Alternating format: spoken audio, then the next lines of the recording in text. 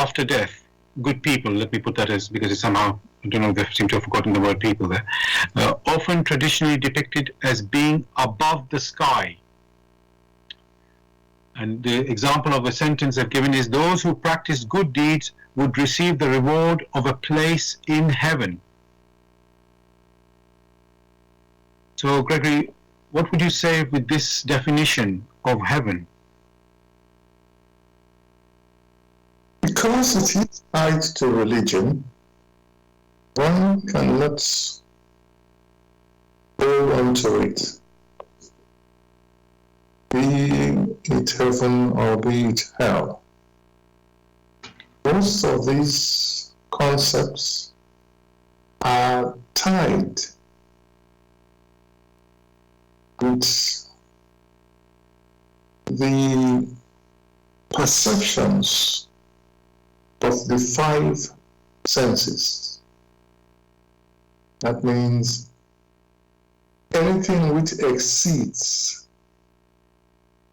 the conceptions of space and time, which are bound to the five senses, becomes meaningless, or it is assumed to be in one's imagination, because they themselves cannot hold it. You really cannot experience it the way many a person experiences with the five senses which nature has granted them. Even the concept of religion also is tied to mere physical things. Whereas, when the concept of heaven or the concept of hell is considered, that which must be taken into account must be not just the expressions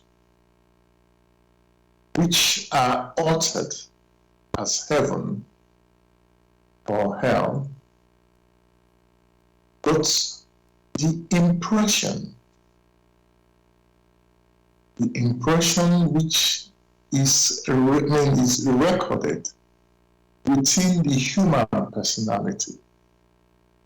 That impression, that intuitive perception, is what anyone, particularly man, must use to examine this conception of heaven or hell. Else, it is completely meaningless and only dwells in one's imagination.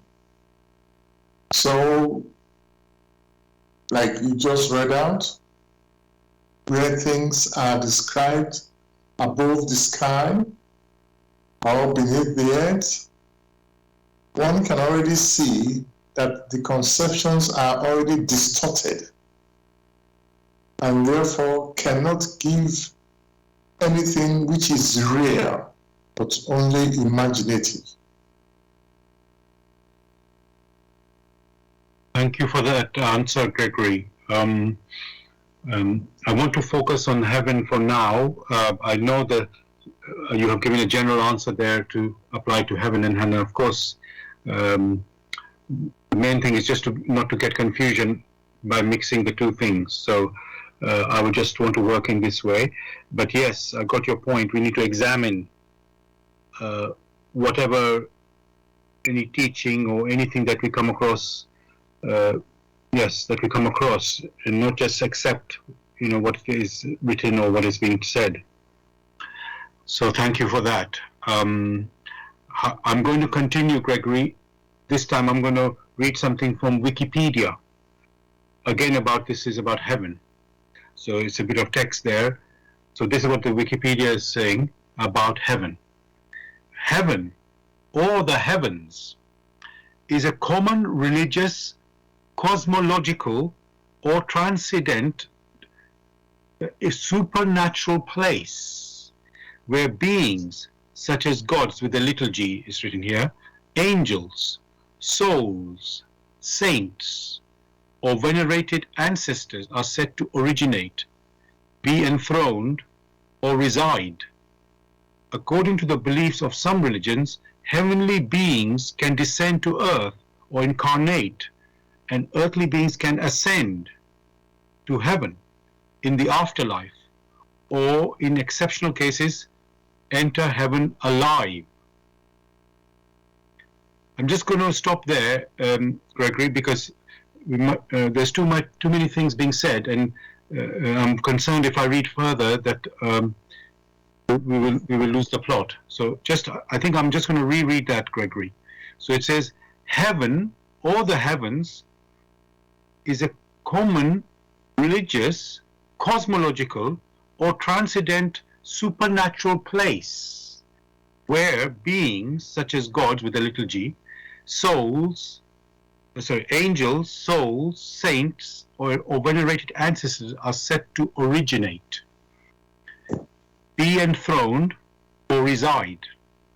According to the beliefs of some religions, heavenly beings can descend to earth or incarnate, and earthly beings can ascend to heaven in the afterlife, or in exceptional cases, enter heaven alive.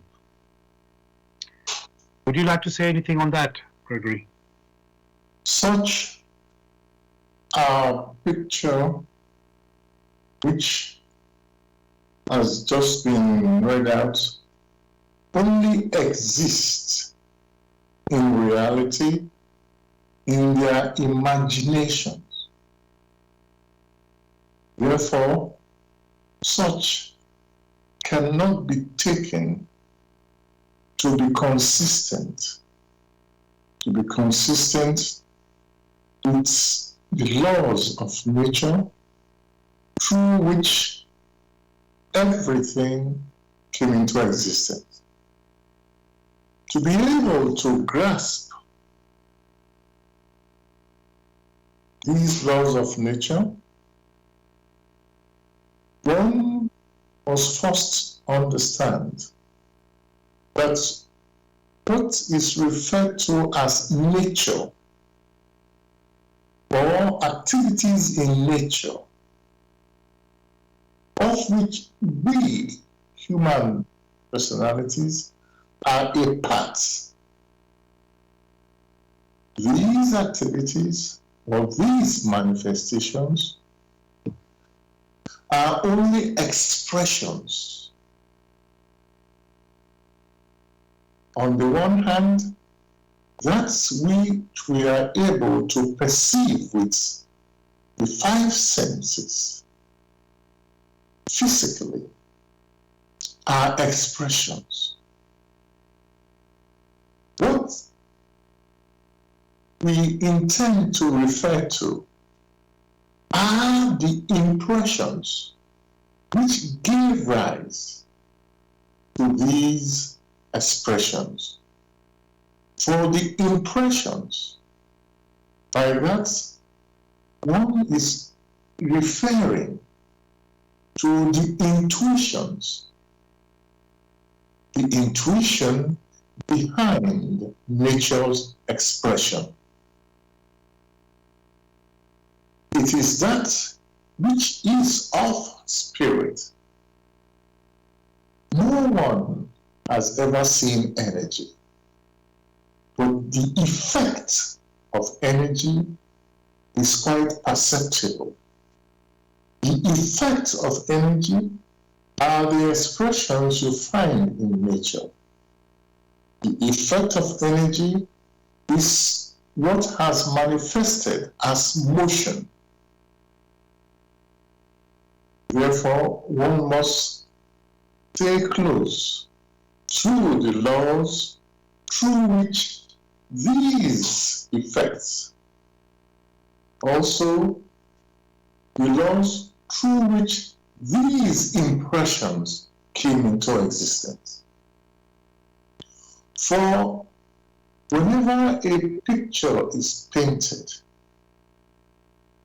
if in the painting one is unable to find the connections between the different parts of that painting, then it seems that so many things have been thrown into the same pot and it doesn't make any sense.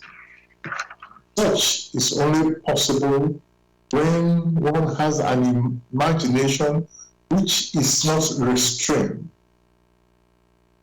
And that is why much that have been read out are easily dismissed because they are completely inconsistent, completely not self-consistent. One cannot hold on to that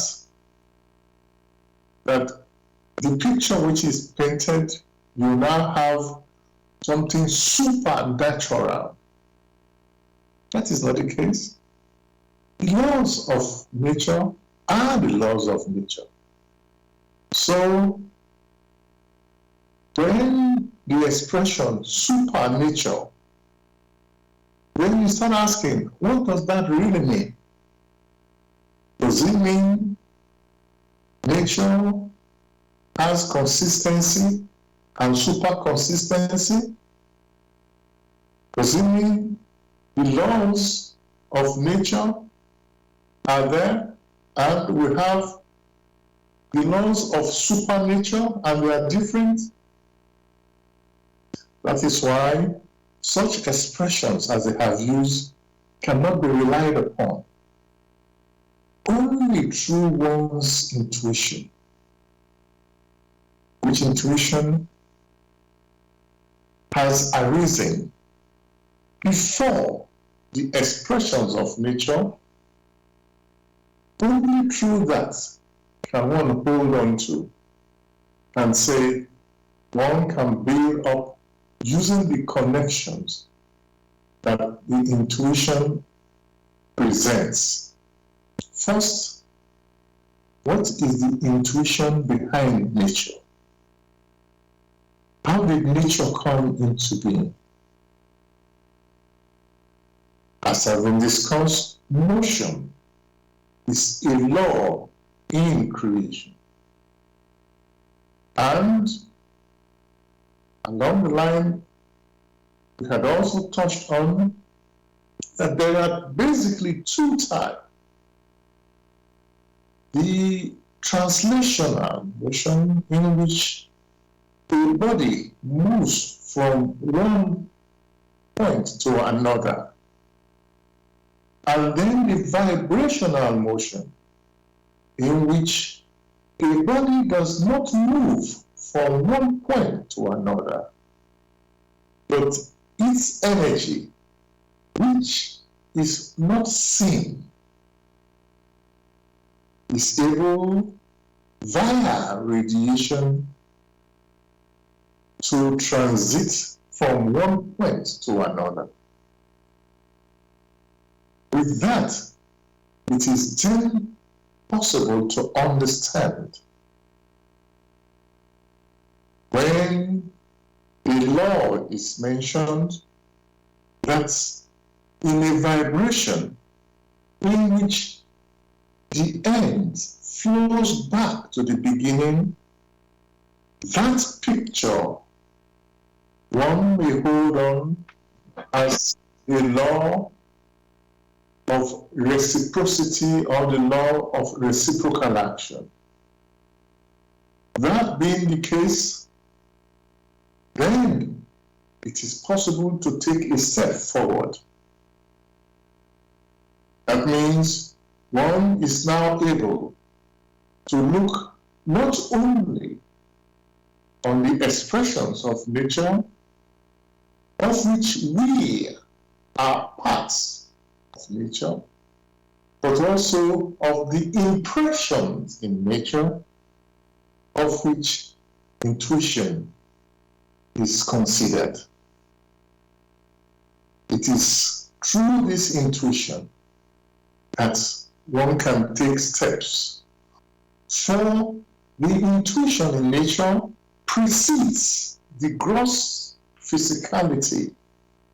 The impression comes first before the expression, which expression one is able to perceive using the physical five senses.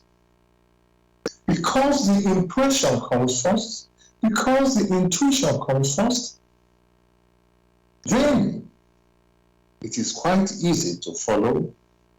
That means to say that the real structures, which structures have been put there out of power, out of a wisdom, out of some intelligence, if that makes it easier to understand. Therefore, one can go further. What is the will of this power? What is the will of this intelligence? What makes it possible to have these structures? What makes it possible to have a resonance, a combination between the power, between us and also the will, and the stuff of which matter, the stuff of which nature, the stuff of which creation, the stuff of which the intuition itself is made of. In that context, it becomes very clear that on the one hand is the substance. Therefore, this is the substance that is used, which is there on earth, perceptible to the five senses, or just the senses of man. In that case, one can now say there is substantiality. On the other hand, we have the case that this wisdom, which is referred to, does not act in an arbitrary manner. As we had already accepted or looked into, there is motion, which motion on close examination, there is that of reciprocity. It only means that the wisdom has woven reciprocity into the work. So, the simple picture one should have is that of substantiality, is that of a wisdom which one may call the will of whoever puts these things in motion, and also the power that sustains it. Considering that picture, one already can perceive the triad. And in all naturalness, not supernaturalness, whatever structures that have come into existence at the initial stage, those structures must be close to the perfection, to the completion.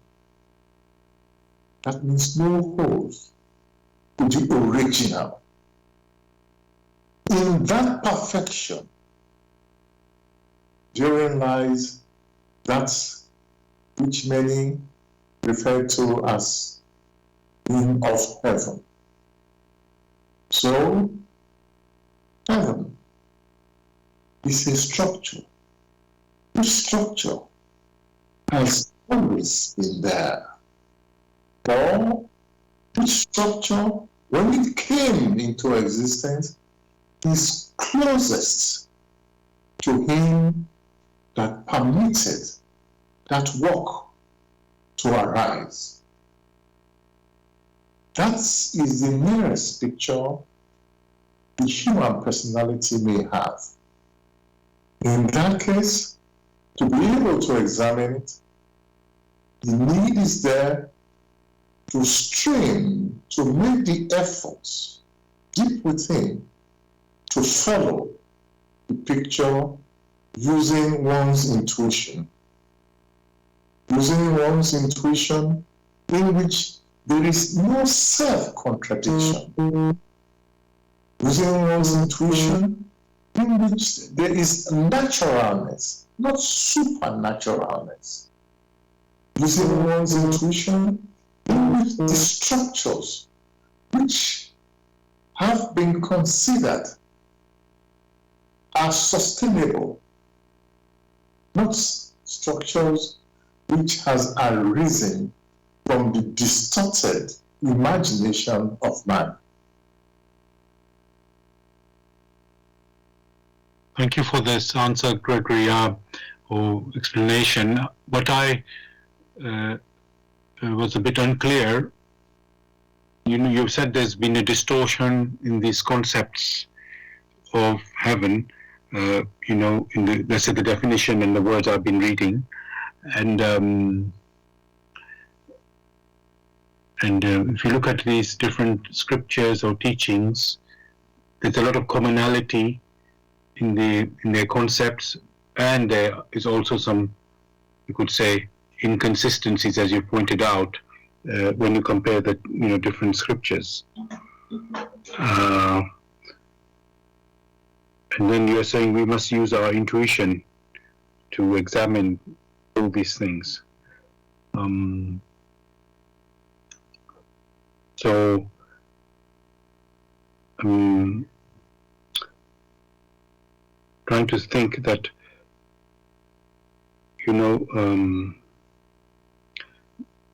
let's just talk about you could say, the origin of these words, heaven and so on. Is it coming through somebody's imagination, or has it been perceived that there is a heaven? Because we don't,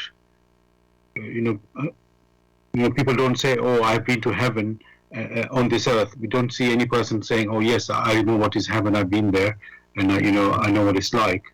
We don't get that type of conversation from any person.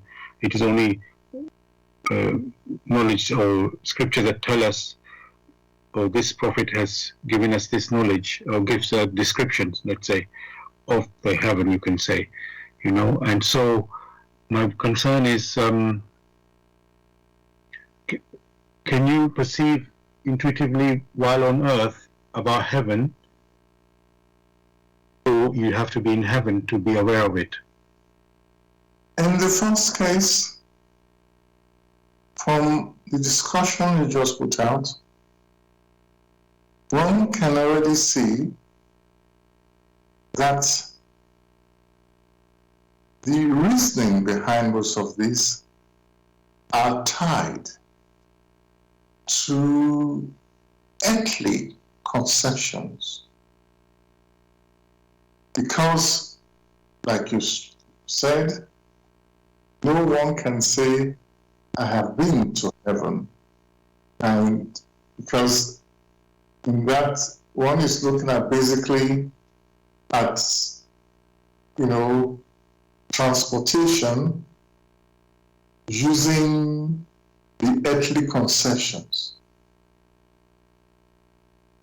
Because the basis of the expressions or of the combination of expressions, because the basis is distorted, whatever is then put out contains so many inconsistencies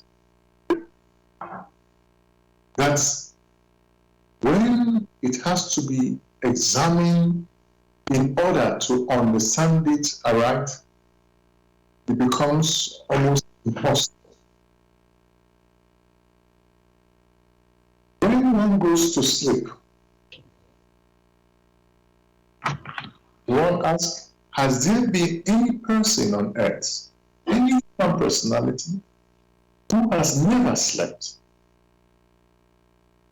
Or, to stretch it, has there been any human personality on earth who has never dreamt?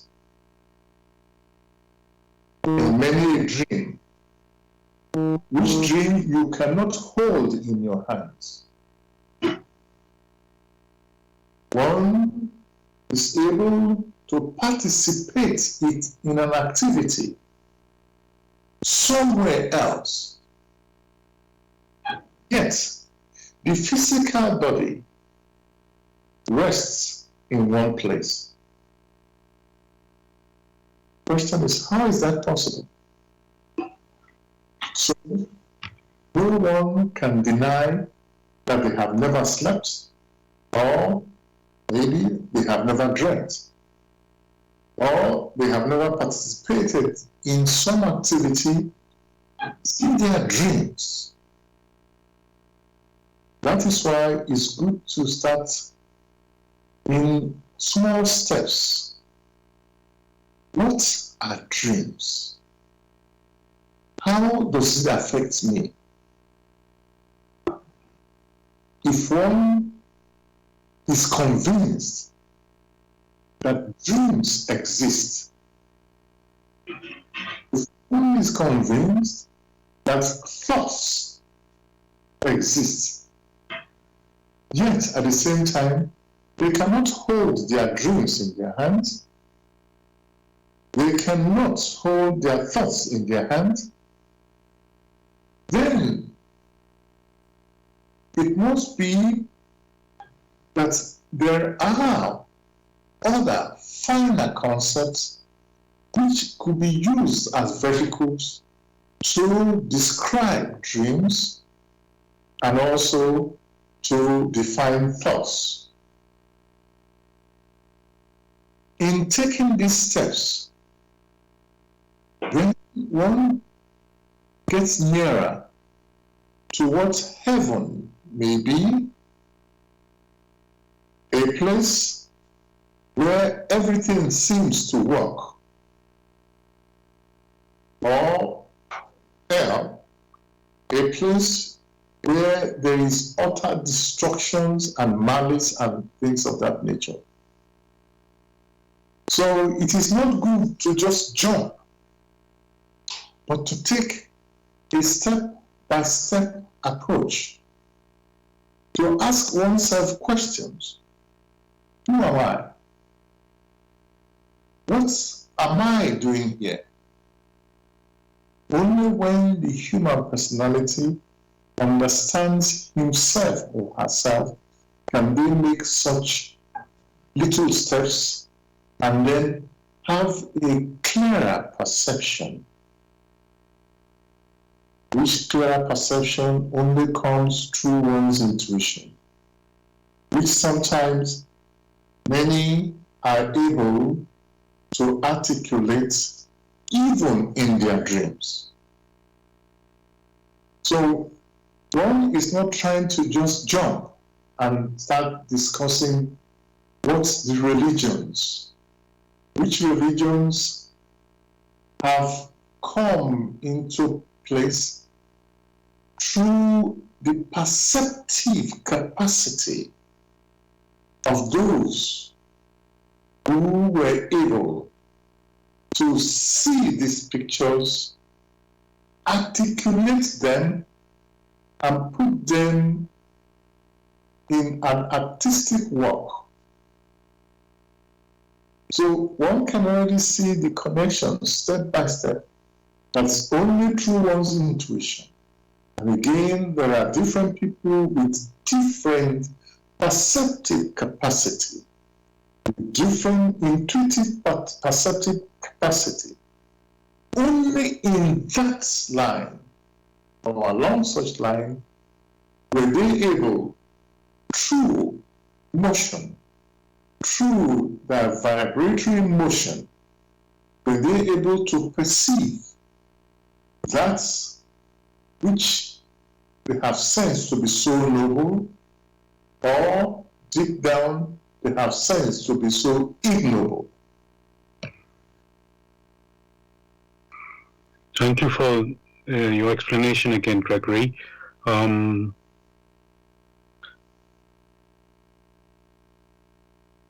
just trying to see if we can form a picture of this heaven. You've talked about that we need, take into account about the natural laws, and it has to be consistent. The picture must be very consistent with the, with that. So you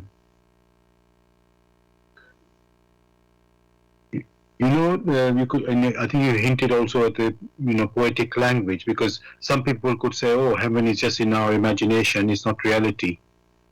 Because just as I said earlier, people have not been there, and so tell us, oh yes, I've been there, I can tell you what it is. We don't have that. We just have some, let's say, descriptions given to us, and yes, there's some commonality, but I'm wondering whether this comes through inspiration, Gregory. We're talking about perception, intuitive perception. So are we able to only perceive, Gregory, this, there's a picture of heaven through, how can I say, through inspiration? How do we receive the picture? You said use your intuition. Is it, how can we receive that picture, this heaven? Only through the activity of one's intuition. That is the only vehicle through which any personality is able to grasp the impression which has been passed on to it.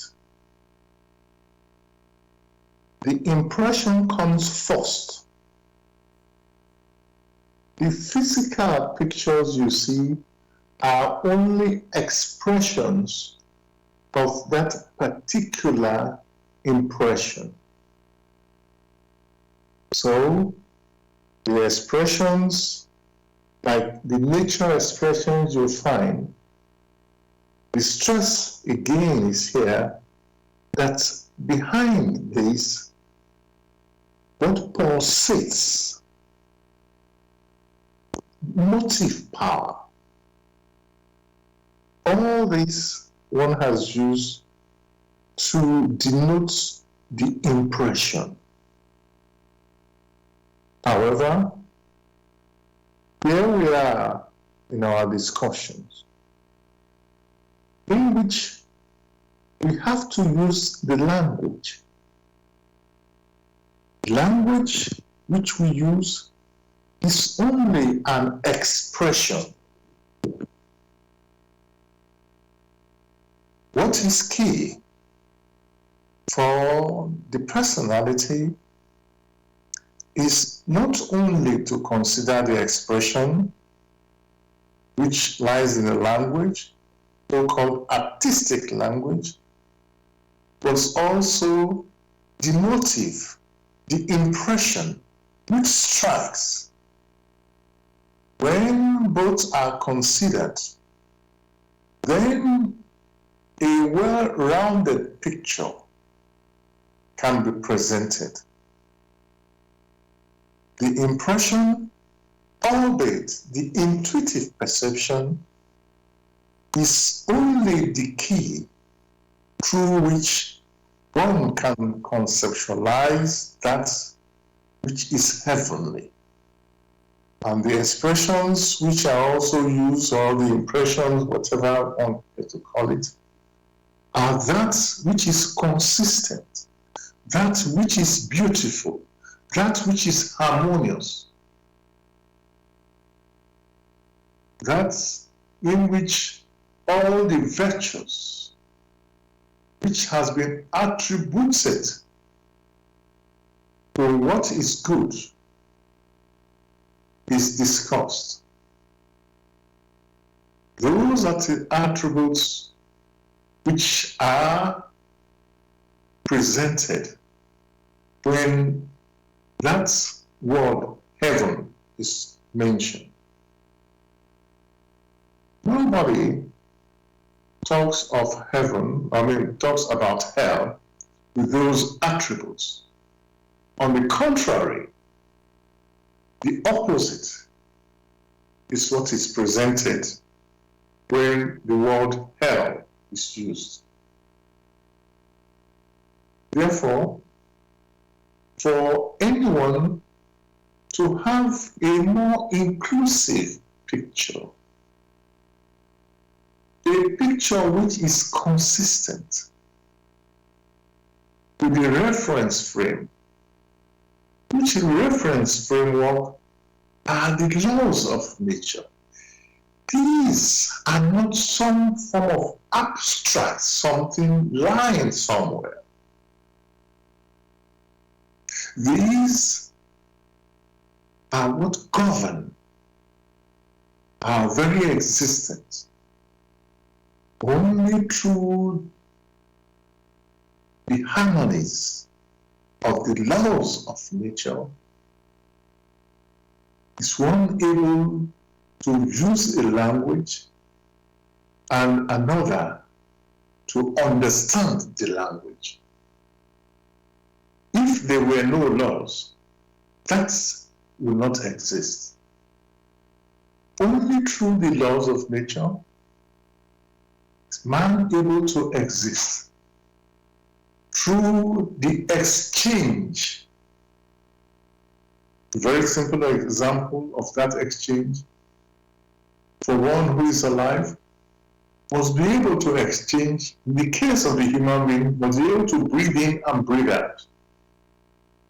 So what is stressed here is that whenever the laws of nature are discussed, one should not start picturing something so far away, but one should look deep within one's environment, from within and also from without. In the gradual process of considering it, it becomes very clear. So one cannot say, because a picture has been painted in scriptural writings, and this picture is inconsistent with itself, one should accept it. No. This picture which have been written down, or which has whatever has been painted, only came through the perceptive ability of the one who put it down. It happens with the so-called religion, with so-called prophets. Only through their individual perceptive ability were they able to vibrate, to be able to receive such very fine vibrations, very high vibrations. And those strong impressions is what they expressed in their pictures. It's what they express in their words. As soon as the individual is able to pick up this picture, that the intuition comes first, then the expressions can now follow. Then many of the pictures which are then presented to it, we can use that as the basis. Otherwise, all sorts of inconsistent things are presented and are accepted by so-called many a religious person. even the best impression passed on to such a personality is completely useless, whether it be prayer or not. Only when that personality is in dire danger, when then, because of the dire danger, the human limitation of the intellect is set aside, only then in fear sometimes will the intuition be unperturbed and expresses itself. Only then is it able to cry out, asking for help. For deep within the human personality, it has an original sensing of where it sets off in its journey. Where it sets off in its journey as the beginning point, which is the paradise of man. Only then is he able to vibrate with such deep emotional upheaval and is able to connect.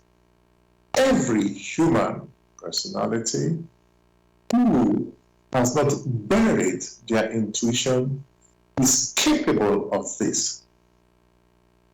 In that case, many will not ask, where is heaven? For in need, they themselves are able to perceive, just like the prophets.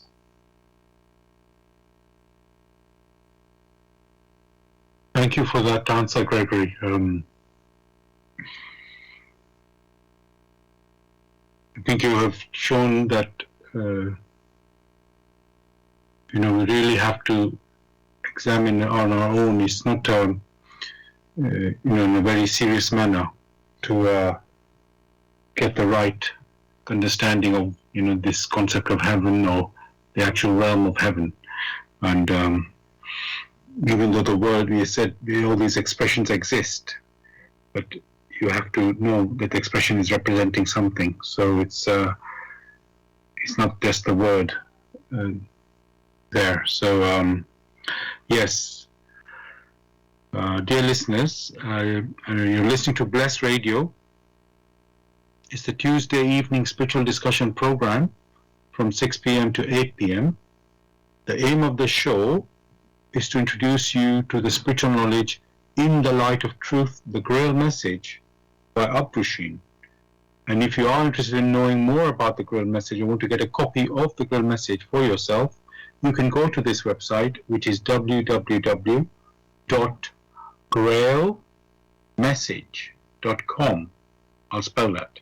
www.grail, Grail,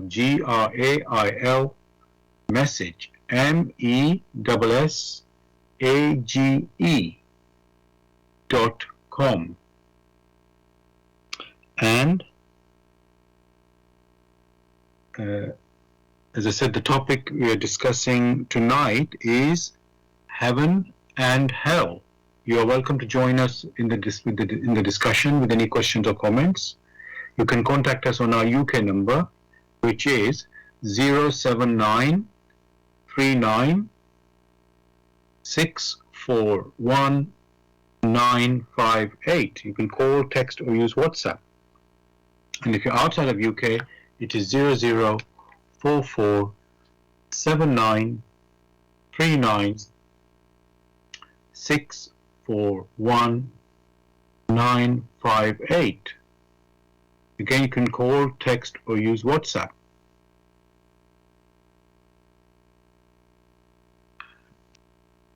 And just to remind you, they are broadcasting on Bless Radio 1, the number 1.com. And also we are on YouTube. Go to youtube.com and type in the search box. Again, Bless Radio 1, the number 1, space, live stream. That's for the live show. You can also listen to the recording of the show the next day. Again, you can go to youtube.com and type in the search box Bless Radio 1. That's again number 1, the actual number 1. So Bless Radio 1, then space Grail Message, space the topic of the show, which tonight is Heaven and Hell. So Gregory, I want to now move on to the second part of the title tonight, of the topic tonight, which is Hell. And I know we've sort of talked about this, how we should look at it when we talked about heaven. However, I just want to put it, read this to the listeners. So this is a definition from the dictionary of the word hell, or the concept of hell.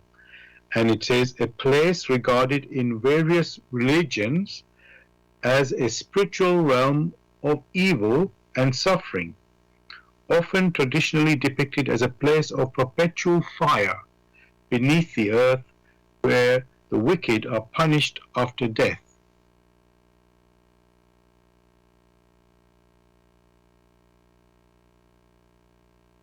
So thus, I'll say that again, the definition of hell in the dictionary: a place regarded in various religions as a spiritual realm of evil and suffering, often traditionally depicted as a place of perpetual fire beneath the earth, where the wicked are punished after death.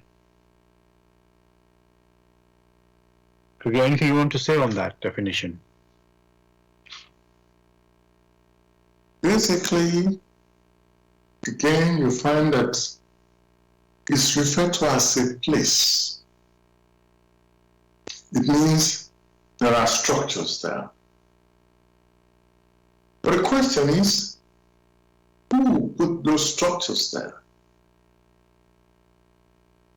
Who, through their intuitive activities, placed those structures there? So it's not a matter of just having a picture, but there must be continuous questioning. How did this structure, a place of punishment, a place of wickedness, how did those structures, this place or this realm, how did they come to be? Only when that is carefully considered will it make real sense. Else, it will be something which will be forgotten the sooner it is mentioned.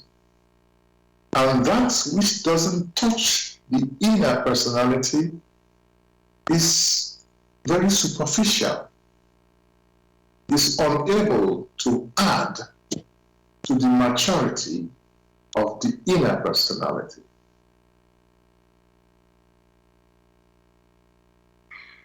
Thank you for that.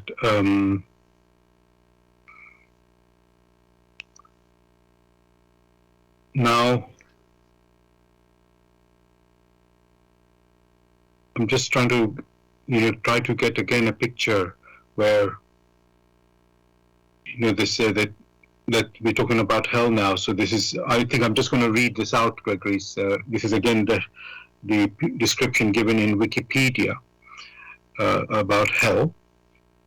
It says, in religion and folklore, hell is a location in the afterlife in which evil souls are subjected to punitive suffering, most often through torture, as eternal punishment after death. Religions have a linear divine history. Religions with a linear divine history often depict hell as eternal destinations, the biggest examples of which are Christianity and Islam, whereas religions with reincarnation usually depict hell as an intermediary period between incarnations, as is the case in the Dharmic religions. Religions typically locate hell in another dimension or Earth's surface. Other afterlife destinations include heaven, paradise, purgatory, limbo, and the underworld.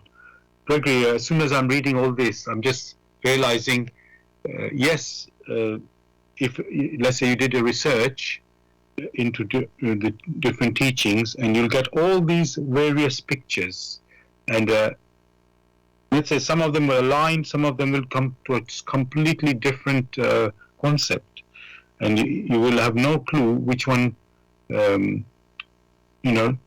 accept or reject, because they just stand on their own. You can't really, it's just like one theory or philosophy, and then there's another philosophy, and like each of them could be equally valid in their own. Let's say there were 20.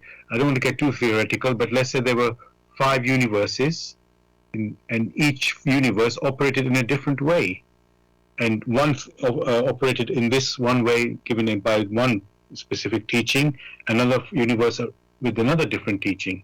So and then you're wondering, but we are talking, all of these things are in one place, the earth, all this knowledge or information is in one place. So you start, you're feeling a bit lost when you start looking at all these different things. And that's why when you point out that, we basically have to use our own intuition, it's like we have to find this out by ourselves, no matter what others are saying.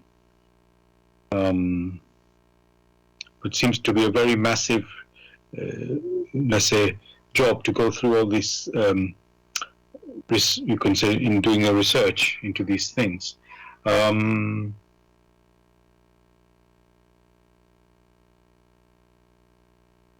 So my question, I would say,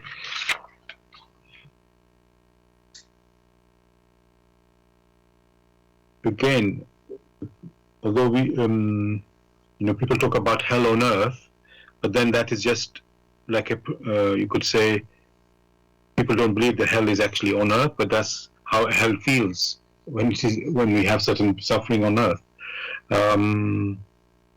So let's try to look at it.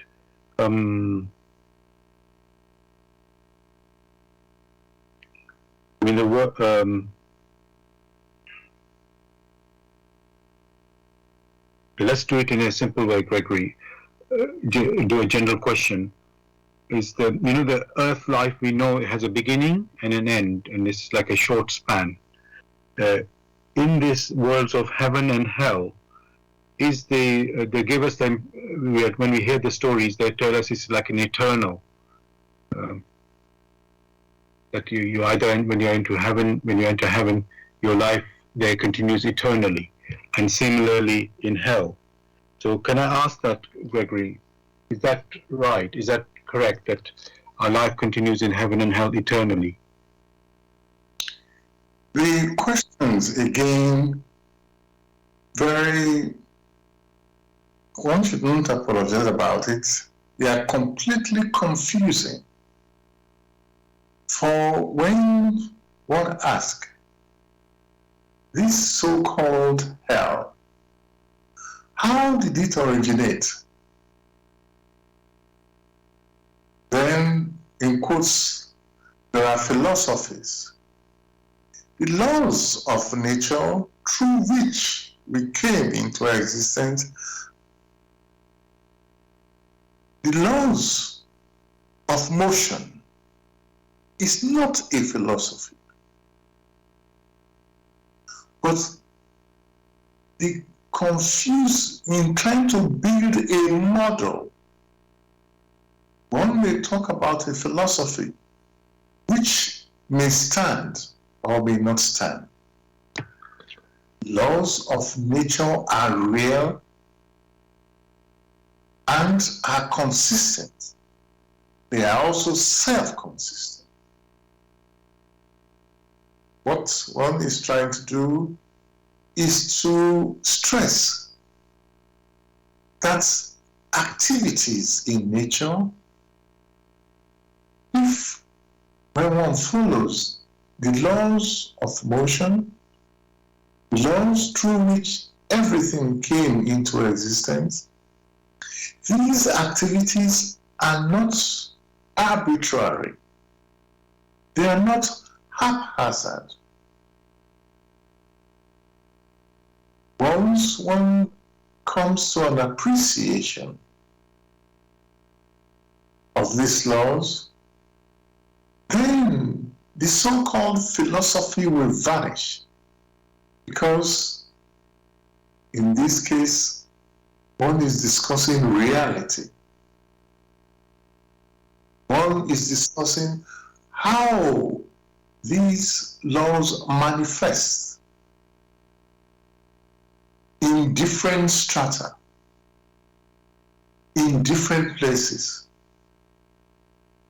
For these laws should be the same. Laws were the same yesterday, the same today, and will be the same tomorrow. They do not change. That's why we call them laws. Whereas when heaven is mentioned, hell is mentioned, the next thing one runs to is it religion? If it is religion and I'm not of that religion, so it doesn't apply to me. Is it a philosophy? If it is, and I'm not of that philosophy, it doesn't apply to me. That is not what is discussed. What is discussed are if the concept of hell is there, how can one articulate it by using the laws of nature, which we have categorized as self-consistent. The same thing happens with that expression heaven. If indeed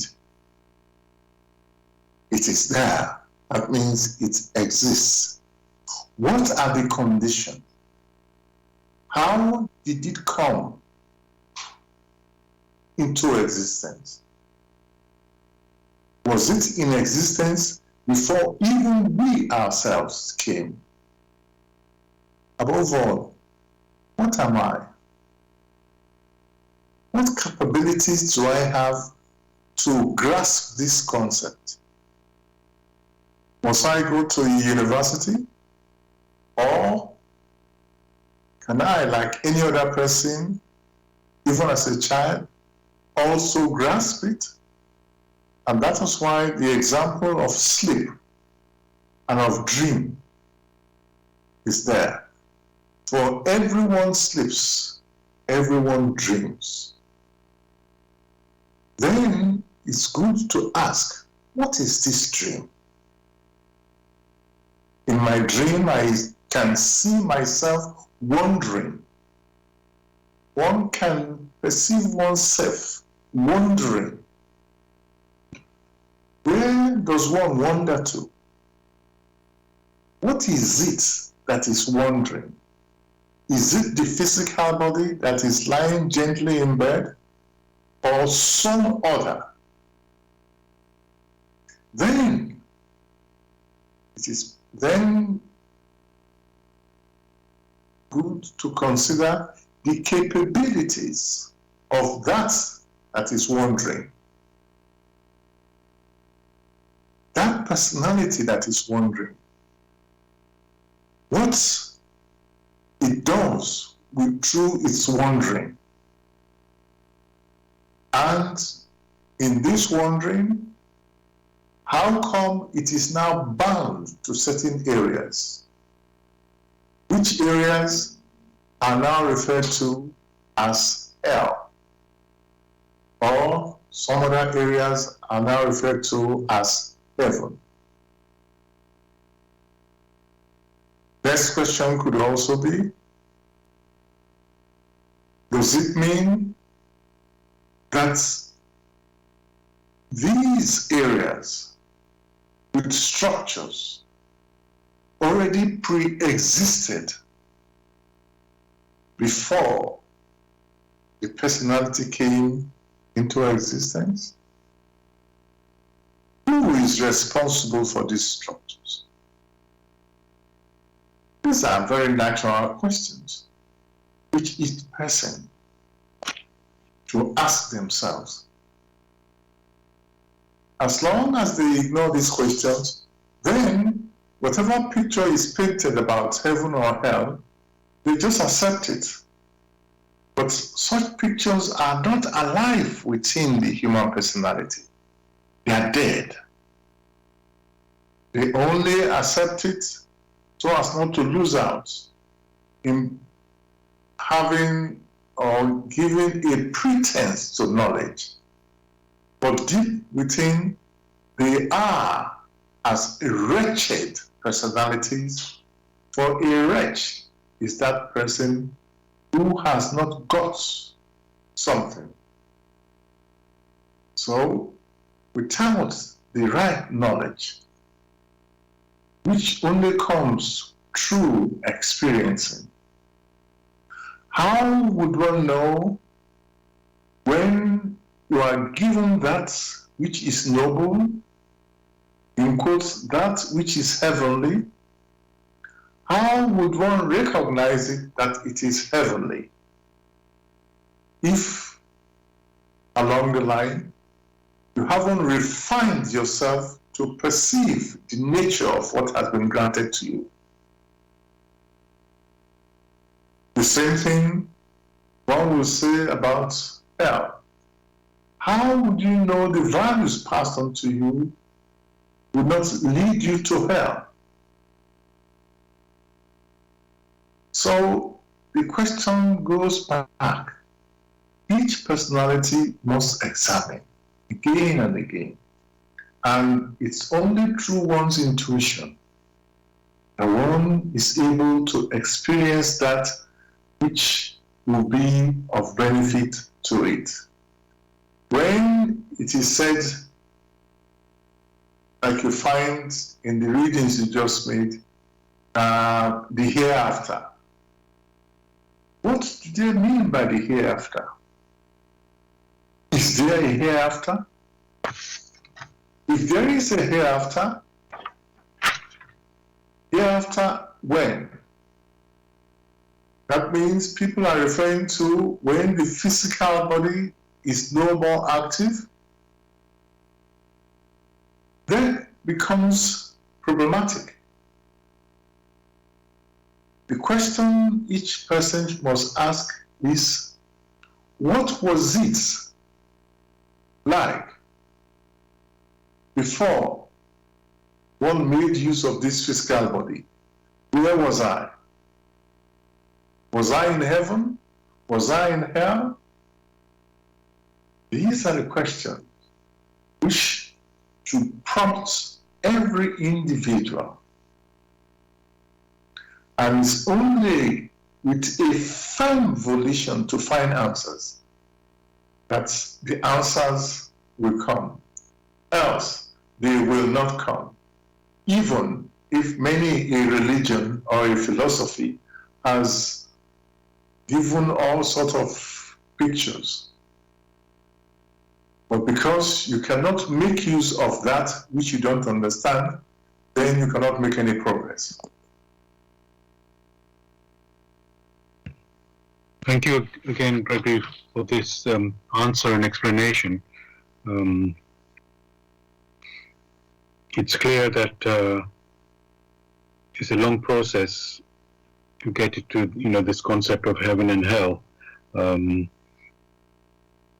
But we need to, we have to, use, well, basically, as you said, our intuition to examine it. And, when, in quotes, different philosophies and teachings are giving the different ideas, that we can always check it with the intuition if it's making sense. So, logically or not, we can always see that.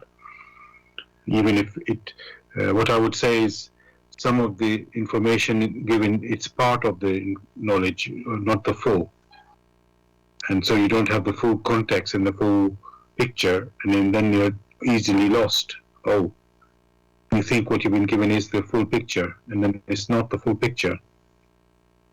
But you didn't know that when you're looking at it. So I think that's probably one way to look at it. It's not a complete picture. Now,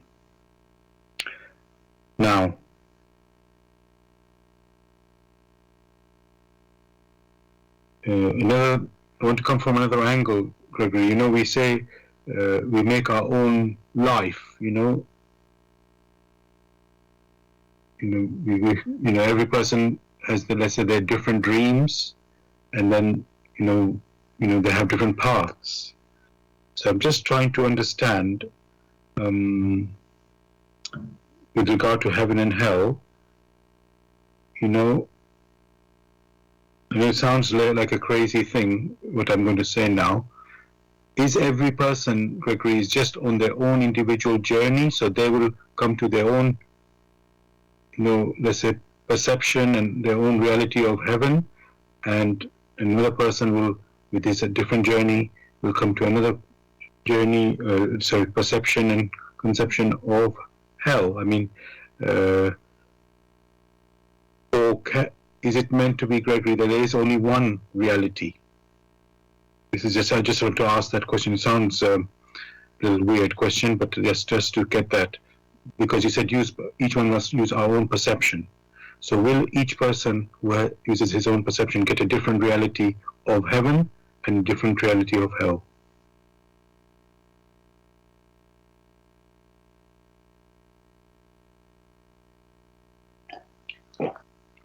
Oh, Gregory? I think we've lost you. Let me bring you back.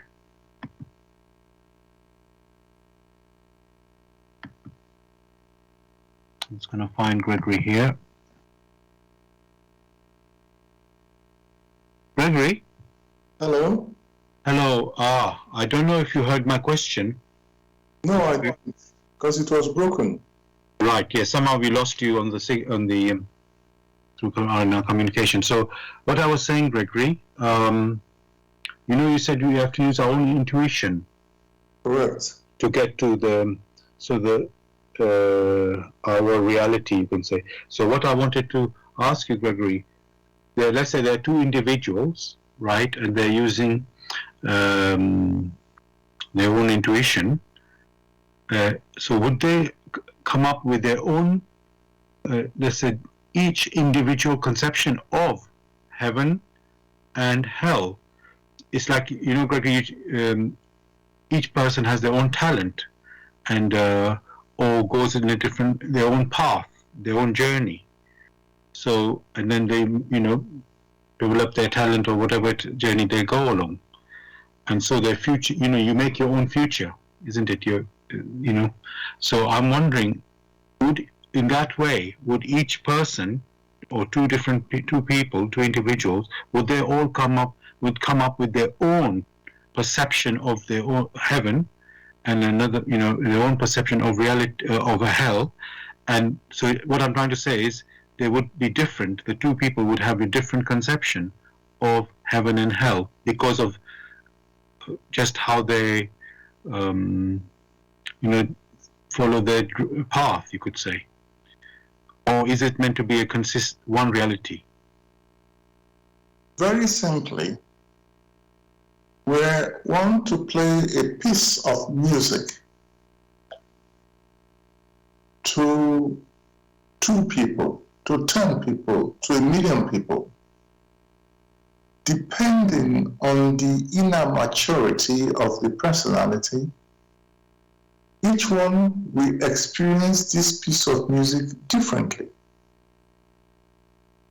You cannot say because they had the same frequency and they had the same sound, and therefore they absorb the meaning of the music the same way. No 2 persons have such equivalent maturity that they see things the same way themselves.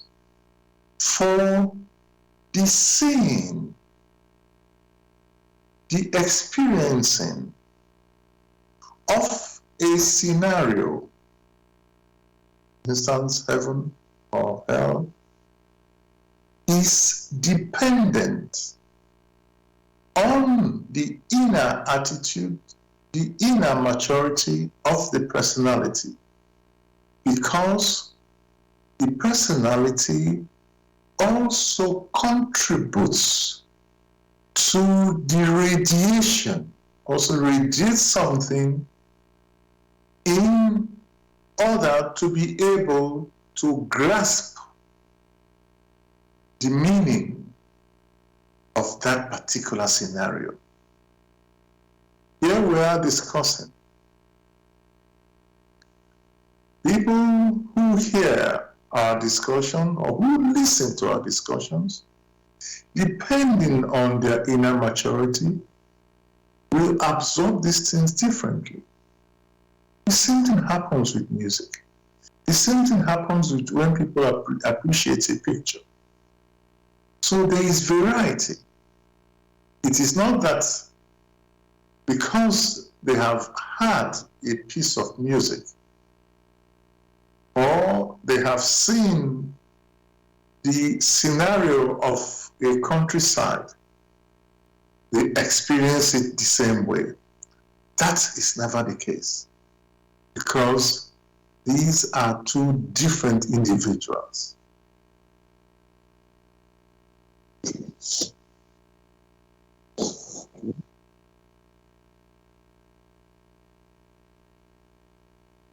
Okay, just checking you're there. I'm here. Okay, you finished. I didn't think. Okay, thank you for that. Yes, so that's good. That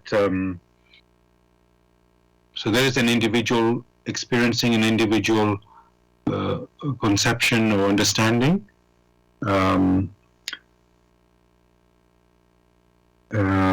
Because of their level of maturity. I'm just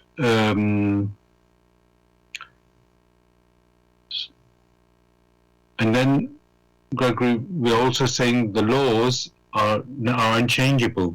They're the same, like yesterday, today, and tomorrow. So let's say there is a heaven and then there is a hell, where how two people are perceiving it can be different. But that is still a reality, that there is a heaven and there's a hell. Now, I'm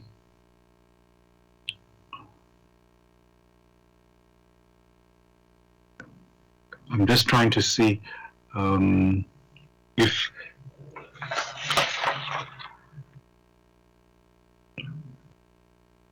let's try to get what is the purpose, Greg? Let's go like that. What's the purpose of heaven and hell? I think we can understand on earth. There's some we're experiencing life to learn things. So what is happening in heaven and hell, Gregory? What is what's going to happen there? At the beginning of the discussion, the stress was made that the human personality must ask itself where it came from, what it has come here to do. And along such a line, it may become very clear to it, such like one has mentioned, that motion is a law in creation. Motion is a law in nature. Therefore, one was able to differentiate between the translational movement, which is referred to as movement from one place to the other, and the other type, which is that of reciprocal activity. Therefore, the question should be, in considering a reciprocal activity, one must have started from somewhere, the beginning. So when one sets out on a journey from a point, there is the need to return. When one sets out on a journey, it's like one is asking oneself questions. Questions in wanting to experience and find out what it is all about. For one who is on a quest,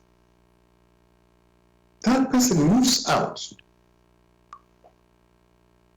Because one is on a quest, you need to go out and experience in different scenarios. And after that, you now need to come back from where you set off to now see a different picture, or maybe a more involving picture. So, one may now say that the human personality set out from somewhere. That point, that initial point, one may call paradise. A sower went forth to sow. And in doing that, it came to these regions, so-called regions of matter. When it has gathered as much as it can through experiencing, through its quests, it will return to the starting point, now more matured, to return as a self-conscious human personality. This is in accordance with the laws of motion. If, however, in the quest, it comes to the areas of matter and is enveloped and then is trapped because it has engaged in some ignoble vibrations and therefore unable to sever itself. Then that region which it has tied itself to, unable to make progress to return home, the conditions there, we keep weighing on it. There will be sadness for anyone who is unable to return to his origin, feels sad. That particular scenario where the human personality has tied knots far away from home, in which it is unable to achieve the purpose of its quest of self-consciousness. That particular condition ensures it is trapped. That scenario one may refer to as hellish, or is unable to make any progress to sever itself. Therefore, that scenario, hell, is the work of man. It is not a divine institution, but through the activities of man, it has put in place structures in which it is lost. And unless it's able, through noble activities, to sever itself, the time allotted for maturity in the world of matter may now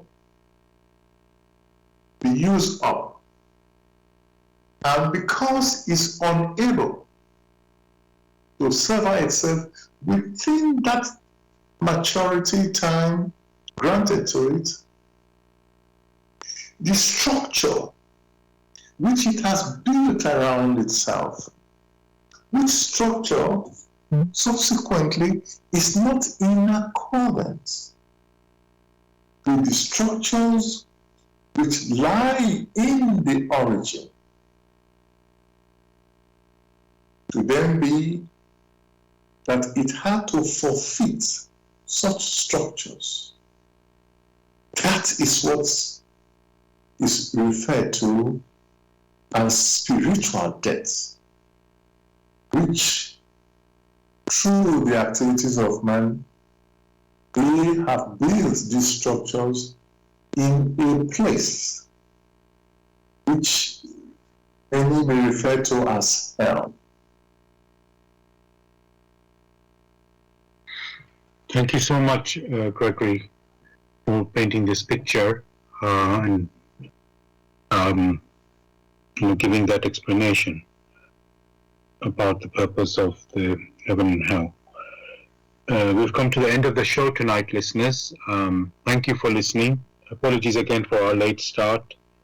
Hope you found the show enlightening and helpful.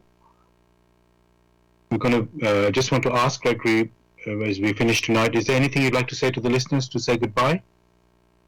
Well, one must always stress, here we hold discussions, always pointing to a work, from which work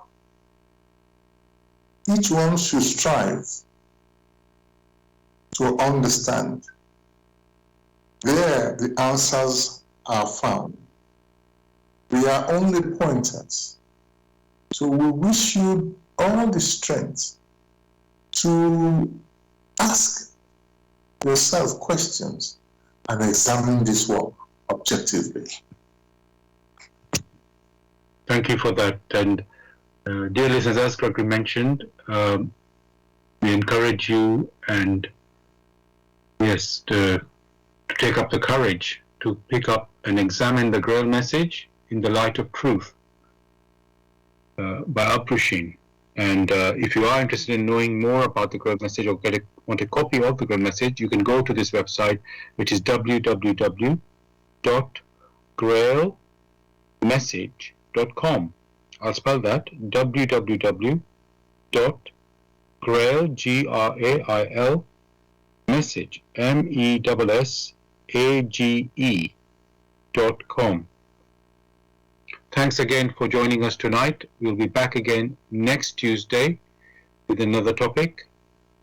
I wish you all a great week. God bless. Take care, everybody. All the best. Good night.